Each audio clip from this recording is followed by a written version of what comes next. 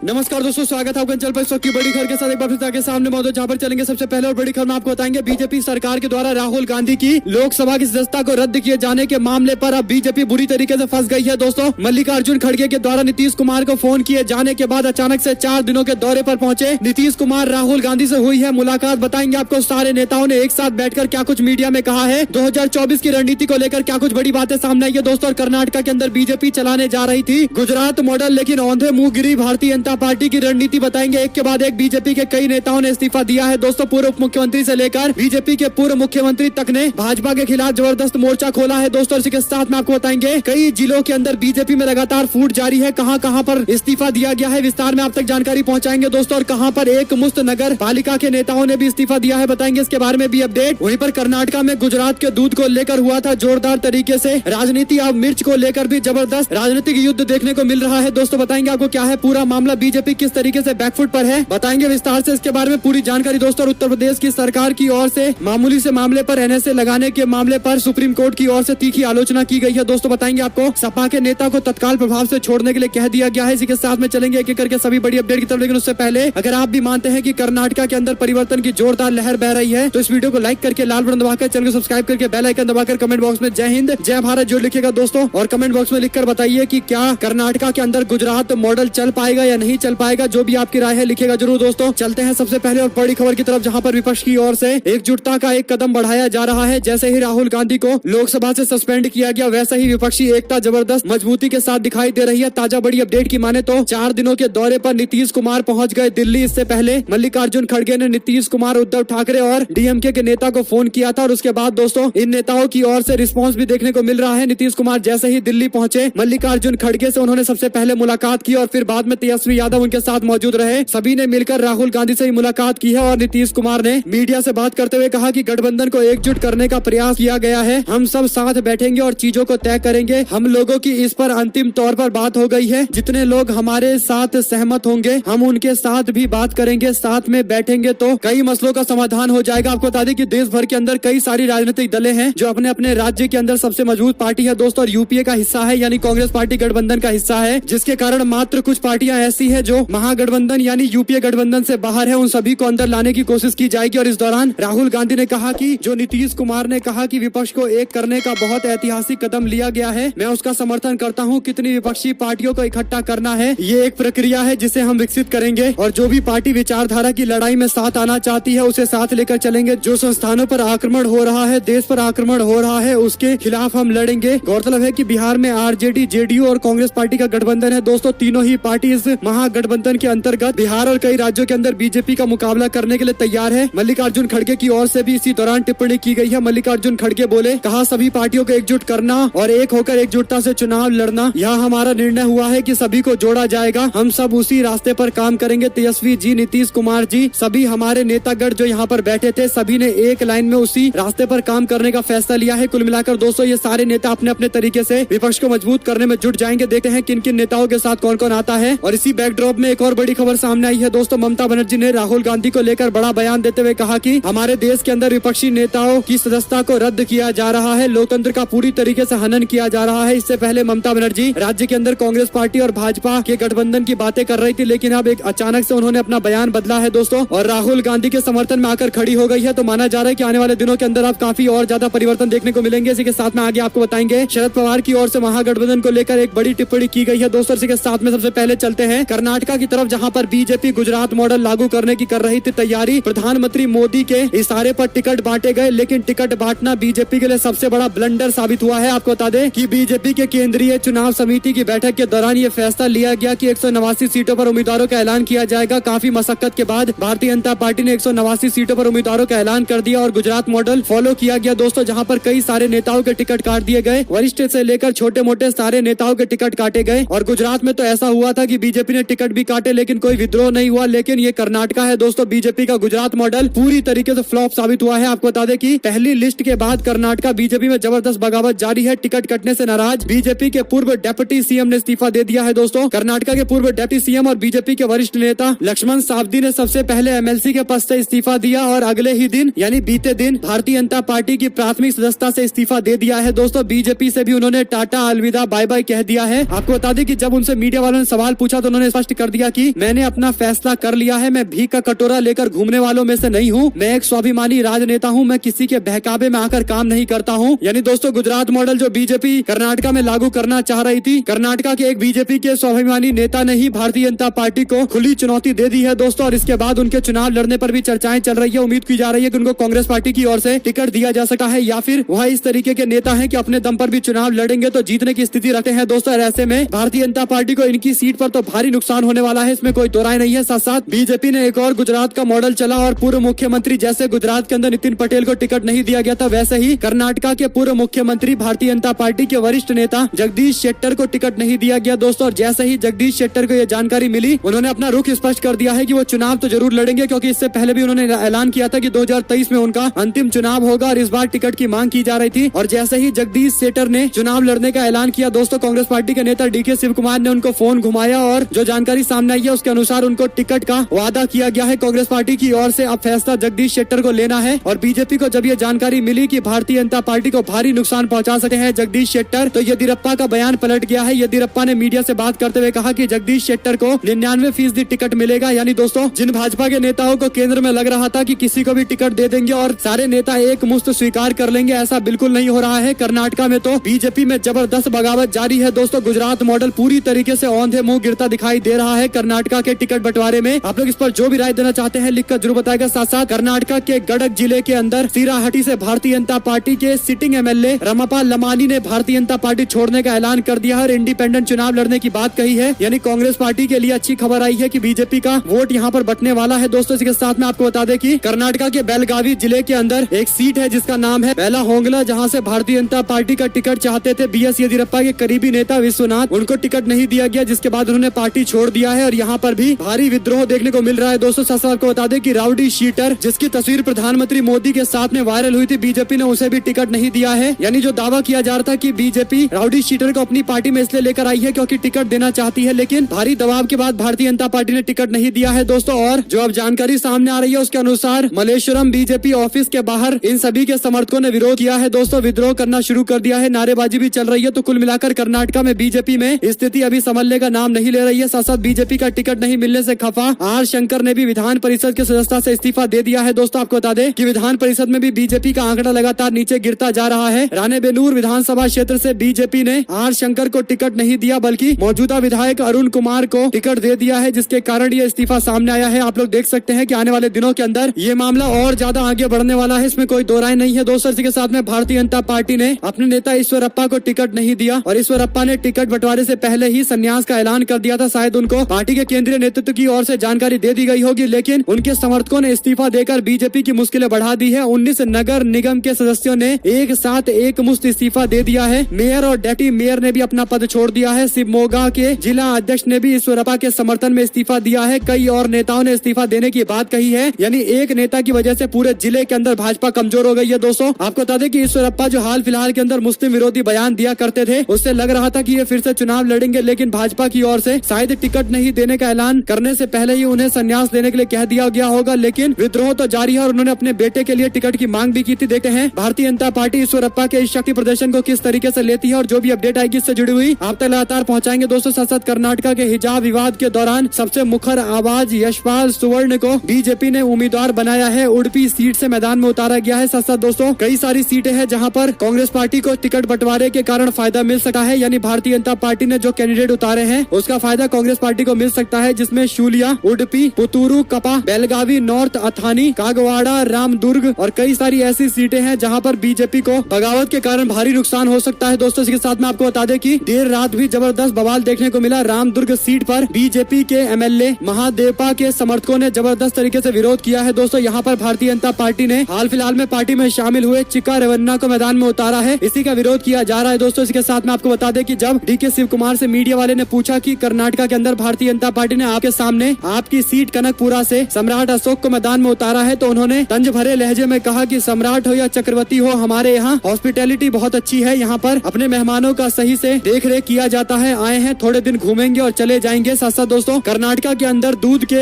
मामले को लेकर जारी विवाद के बीच एक और नया विवाद सामने आया है दोस्तों। गुजरात की लाल मिर्च पुष्पा जब कर्नाटका के अंदर जमकर बेची जा रही है तो अब इसे विरोध का सामना करना पड़ रहा है। जो जानकारी सामने आई है उसके अनुसार कर्नाटका की मिर्चों दृष्टि को अच्छा बताते हुए कर्नाटका के कन्नड़ अस्मिता से जुड़ाव रखने वाले संगठनों ने विरोध किया है और गुजरात से आ रही मिर्च पर बैन लगाने की मांग की गई है। दोस्तों देखते हैं इस पर बीजेपी की ओर से क्या प्रतिक्रिया दी जाती है। साथ साथ जम्मू कश्मीर के पूर्व राज्यपाल सत्यपाल मलिक ने अक्टूबर 2021 में राष्ट्रीय स्वयंसेवक संघ के नेता राम माधव पर भ्रष्टाचार में शामिल होने का आरोप लगाया था। कांग्रेस पार्टी अब मलिक के बहाने माधव को घेरने में लग गई है। दोस्तों पार्टी ने सवाल किया है कि सीबीआई या ईडी उनका दरवाजा क्यों नहीं खटखटाती है, वहाँ आरएसएस के नेता के घर पर क्यों नहीं जाती है पूरे मामले की जांच करने के लिए। कांग्रेस पार्टी के प्रवक्ता पवन खेड़ा ने प्रेस कॉन्फ्रेंस करते हुए सवाल पूछा है। दोस्तों उन्होंने दावा किया है कि आरएसएस के वरिष्ठ नेता पदाधिकारी ने उन्हें अंबानी से जुड़ी 2 फाइलों को मंजूरी देने के लिए 300 करोड़ रुपए की रिश्वत की पेशकश की थी। उन्होंने दावा किया कि सोमवार को एक यूट्यूब चैनल को दिए इंटरव्यू में मलिक ने ये बातें कही है। आपको बता दें कि सत्यपाल मलिक जो भारतीय जनता पार्टी के खिलाफ जबरदस्त मोर्चा खोलते हैं, दोस्तों उन्होंने ये जो दावा किया है इस पर जांच की मांग की जा रही है। हालांकि आरएसएस के नेता राम माधव की ओर से मानहानि का मुकदमा करने की धमकी दी गई है, लेकिन कांग्रेस पार्टी ने ईडी और देश की तमाम केंद्रीय एजेंसी से सवाल पूछा है। देखते हैं केंद्रीय एजेंसी इस मुद्दे को उठाती है या फिर केवल खाना पूर्ति करने के लिए थोड़े बहुत फैसले लिए जाएंगे और निशाना तो विपक्ष पर ही साधा जाएगा, जो इससे पहले भी सबसे बड़ा सवाल है जिसका जवाब देश की केंद्रीय एजेंसियों को देना है। दोस्तों वहीं पर 5 दिनों तक लगातार बैठकें होती रही। उसके बाद बीजेपी ने कर्नाटका में 189 उम्मीदवारों का ऐलान तो कर दिया, लेकिन अभी भी विवाद थमने का नाम नहीं ले रहा है। आपको बता दें कि प्रधानमंत्री मोदी ने इस लिस्ट में जबरदस्त दखल दी है। जो जानकारी सामने आई है कि प्रधानमंत्री मोदी के फैसले के कारण ही कई सारे लोगों के टिकट काटे गए हैं। दोस्तों आप लोग समझ सकते हैं कि प्रधानमंत्री मोदी ने जो लिस्ट बनाया है उसके कारण कर्नाटका में भाजपा को ही कितना नुकसान हो रहा है। बीजेपी के ही अपने वरिष्ठ नेता भाजपा के खिलाफ ही मोर्चा खोल रहे हैं। साथ साथ दोस्तों ईडी ने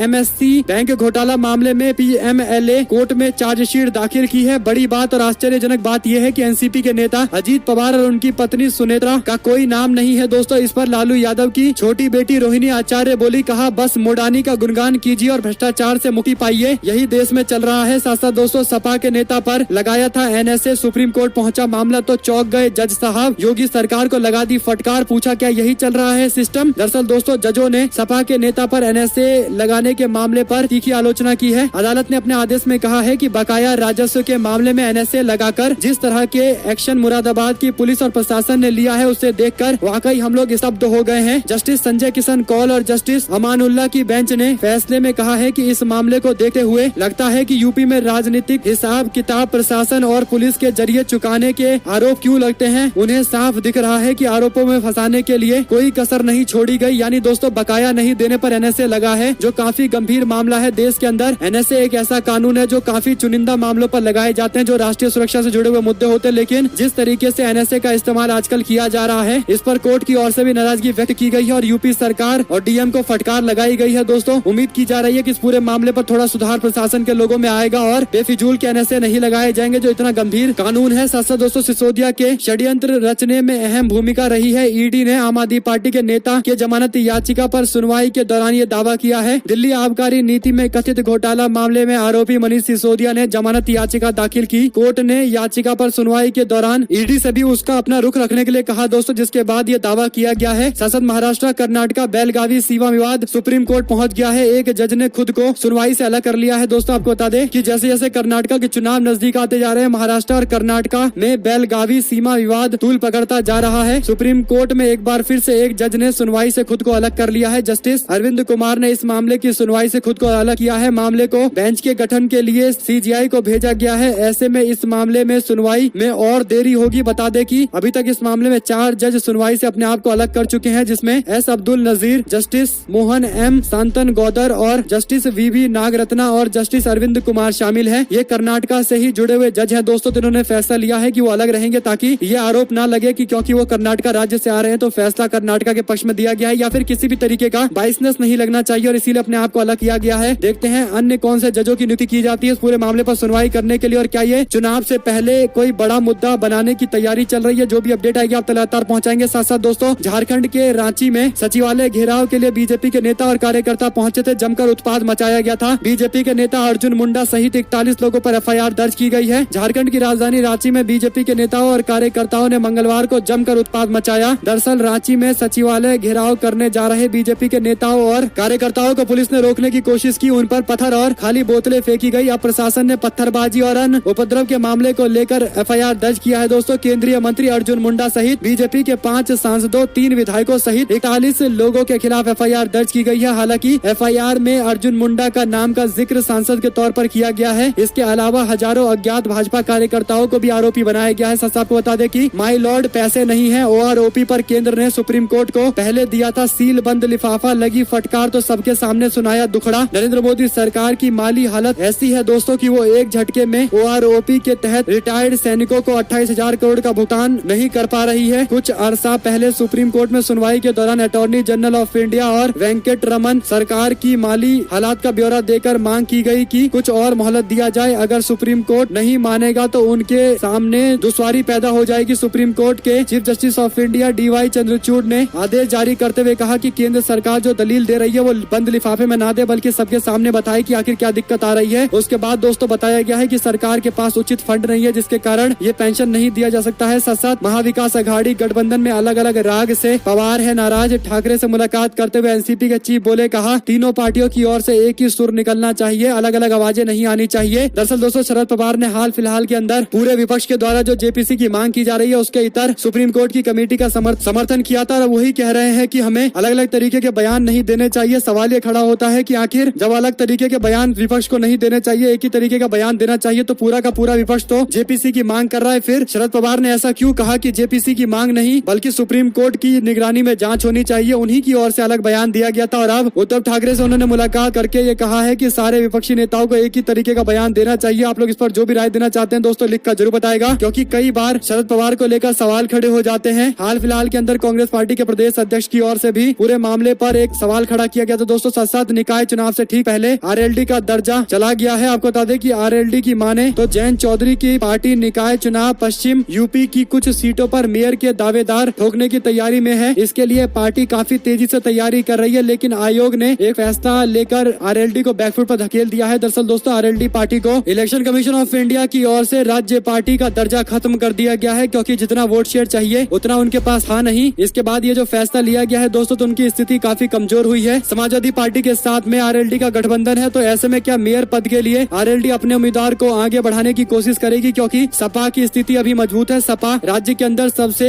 बड़ा विपक्षी दल है दोस्तों, और आरएलडी अब राज्य की पार्टी भी नहीं रही है। तो किस तरीके से नेगोशिएशन होगा ये आने वाले दिनों के अंदर चीजें स्पष्ट हो पाएंगी। साथ ही साथ दोस्तों किर्गिस्तान और पोलैंड में ट्रेनिंग करने के आग्रह के बाद स्टार पहलवान बजरंग पूनिया और विनेश फोगाट ने अब जाने से इनकार कर दिया है। उन्होंने कहा है कि जब तक समिति कुश्ती महासंघ पर अपनी रिपोर्ट जमा नहीं कराती उसके अध्यक्ष ब्रजभूषण शरण सिंह को बर्खास्त नहीं किया जाता। बजरंग और विनेश यौन शोषण के आरोप लगाते हुए ब्रजभूषण के खिलाफ विरोध प्रदर्शन का नेतृत्व कर रहे थे। और दोस्तों अब ये जानकारी जो सामने आई है इससे जबरदस्त तरीके से बैकफुट पर है रेसलिंग फेडरेशन, और उम्मीद की जा रही है कि बीजेपी सांसद के खिलाफ कोई कार्रवाई की जाएगी। समिति की रिपोर्ट कब सामने आएगी ये लोगों के मन में सबसे बड़ा सवाल है। साथ साथ दोस्तों छिंदवाड़ा को लेकर जब मीडिया वालों ने कमलनाथ से पूछा सवाल तो कमलनाथ बोले, कहा छिंदवाड़ा में चुनाव जनता बनाम बीजेपी का होता है। छिंदवाड़ा ने 44 साल मुझे प्यार और विश्वास दिया है। मुझे इस बात का विश्वास है कि कई लोग आए गए, लेकिन ये विश्वास हमेशा मेरे प्रति लोगों का कायम रहा और आने वाले दिनों के अंदर भी छिंदवाड़ा हमारे साथ इस तरीके से मौजूद रहेगा जैसे पहले रहा है। वहीं आपको बता दें कि सचिन पायलट पहुंचे दिल्ली, कांग्रेस हाईकमान है खफा। प्रेस कॉन्फ्रेंस में लगाए आरोप और अनशन पर नाराजगी व्यक्त की गई है। पूर्व डिप्टी सीएम सचिन पायलट को कांग्रेस हाईकमान ने दिल्ली तलब कर लिया है। दोस्तों सूत्रों के मुताबिक पायलट प्रियंका गांधी से कनेक्ट में है और पूरी स्थिति से उन्हें वाकिफ करा रहे हैं, लेकिन कांग्रेस हाईकमान पायलट से सख्त नाराज है। हाईकमान का मानना है कि इस तरीके की चीजें करना वो भी चुनाव के समय से कुछ महीने पहले पार्टी को नुकसान पहुंचा सकता है। हालांकि दोस्तों वरिष्ठ नेताओं का अलग मत है और युवा कांग्रेस पार्टी के नेताओं का अलग मत है। देखते हैं आने वाले दिनों के अंदर राजस्थान में किस तरीके के समीकरण सामने आते हैं। दोस्तों प्रियंका गांधी को मिल सकती है विधानसभा चुनाव में कांग्रेस को दोबारा सत्ता में लाने की जिम्मेदारी। जो जानकारी सामने आई है उसके अनुसार प्रियंका गांधी को विधानसभा चुनाव में कांग्रेस को सत्ता में वापसी लाने के लिए बड़ी जिम्मेदारी दी जा सकती है। छत्तीसगढ़ में प्रचार प्रसार के लिए उनके कई सारे रैली रोड शो कराए जा सकते हैं। 13 अप्रैल यानी आज प्रियंका गांधी बस्तर में कांग्रेस पार्टी के अभियान की शुरुआत कर सकती है। जिस तरीके से हिमाचल प्रदेश के चुनाव में पार्टी की ओर से छत्तीसगढ़ के मुख्यमंत्री भूपेश बघेल को प्रभारी बनाया गया था और प्रियंका गांधी ने पूरे चुनाव को अपने निगरानी में पार्टी के लोगों को लड़वाया था और पार्टी को अच्छी खासी जीत भी मिली थी। तो अब उम्मीद की जा रही है कि छत्तीसगढ़ के अंदर भी इसी तरीके की रणनीति पर काम किया जा सकता है। साथ साथ दोस्तों प्रधानमंत्री मोदी राजस्थान पहुंचे थे। प्रधानमंत्री मोदी ने भरे मंच से पुरानी सरकार की जमकर आलोचना की है, जिस पर अशोक गहलोत ने प्रधानमंत्री मोदी के बयान पर प्रतिक्रिया दी है। उन्होंने कहा कि प्रधानमंत्री श्री नरेंद्र मोदी के द्वारा जो बातें कही गई उससे मुझे दुख हुआ है। आज प्रधानमंत्री ने 2014 से पूर्व के सारे रेल मंत्री श्री लाल बहादुर शास्त्री, जगजीवन राम, सरदार शरण सिंह, गुलजारी लाल नंदा, श्री हनुमंतैया और ललित नारायण मिश्रा के साथ साथ कमलापति त्रिपाठी और ममता बनर्जी मल्लिकार्जुन खड़गे और तमाम इन नेताओं के कार्यकाल के फैसले को भ्रष्टाचार एवं राजनीतिक स्वार्थ से प्रेरित बोलना दुर्भाग्यपूर्ण है। प्रधानमंत्री ने जो शब्द इस्तेमाल किया है ये दुर्भाग्यपूर्ण है। दरअसल दोस्तों प्रधानमंत्री मोदी कहते हैं कि 2014 से पहले रेलवे में भ्रष्टाचार और राजनीतिक स्वार्थ से चल रहे थे कई मामले, जिस पर अशोक गहलोत की ओर से ये तीखी आलोचना की गई है। गहलोत ने आगे लिखा कि रेलवे का महत्व कम करने का प्रयास तो आपने अपने कार्यकाल में अलग रेलवे बजट को समाप्त करके कर दिया। आज अगर आधुनिक रेल चल पा रही है क्योंकि डॉक्टर मनमोहन सिंह ने वित्त मंत्री के रूप में 1991 में आर्थिक उदारीकरण एवं नई तकनीक को भारत में विकसित करने का अवसर दिया। आपका भाषण पूरी तरीके से 2023-24 के विधानसभा चुनाव और लोकसभा चुनाव को लेकर प्रेरित है। मेरा मानना है कि आपकी इस टिप्पणी प्रदेशवासियों और देशवासियों के गले नहीं उतर रही है, यानी आप हमारे सारे पुराने रेल मंत्रियों की आलोचना कर रहे हैं जो जनता बर्दाश्त नहीं कर सकती। साथ साथ दोस्तों खालिस्तानी समर्थक तत्व शरण नीति का कर रहे हैं दुरुपयोग। भारत ने ब्रिटेन में जाकर ये बात कही है। दरअसल दोस्तों ब्रिटेन में खालिस्तानियों ने भारत के कॉन्सुलेट के सामने जाकर विरोध प्रदर्शन किया था, जिसके बाद ये आलोचना की गई है। अगर आप लोग को एक खबर अच्छी लगी हो तो इस वीडियो को लाइक करके लाल बटन दबाकर चैनल को सब्सक्राइब करके बेल आइकन दबाकर कमेंट बॉक्स में जय हिंद जय भारत जो लिखेगा दोस्तों। जुड़े दोस्तों का बहुत बहुत धन्यवाद। देख रहे थे आपका अपना चैनल जय हिंद जय भारत। बहुत बहुत धन्यवाद।